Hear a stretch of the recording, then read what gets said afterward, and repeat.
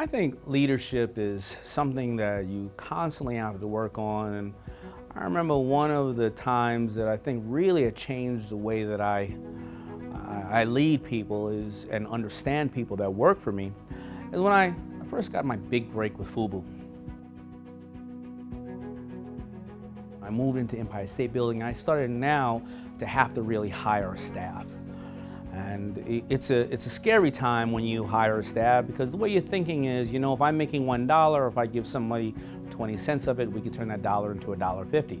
Now, if that person that you hire is not going to do the job, then your dollar becomes 80 cents if you're giving them 20 and you're making less. So, I started to hire people, and I remember hiring this young lady to be a secretary and a executive assistant at the time. Now, she would come in at 10, 10:30, and the rule was to come in at 9. And I would look at that and I would say to myself, she doesn't care.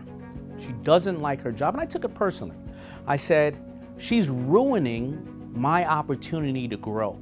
9 o'clock in the morning when stores call Monday, they want to get the goods that were sold out.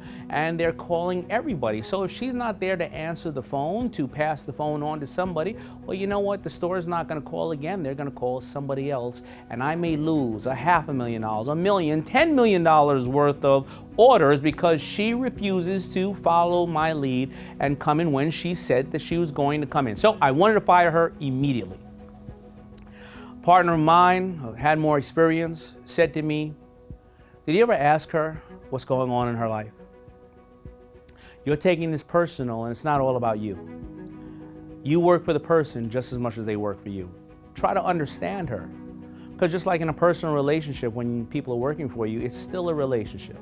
How do you know that she just can't come in that time, but she only told you that because she wants to keep her job? How do you know that she doesn't have a sick mother at home that she's taking care of? Did you ever talk to her? And I stopped for a second. I remember talking to the young lady. I remember asking what was going on in her life. Now, it wasn't the same issue that I used as an example, but it was a very, very challenging time that she was going through. And I decided that somebody else could come in a little earlier. She could then stay a little later. She became one of my best employees for over a decade.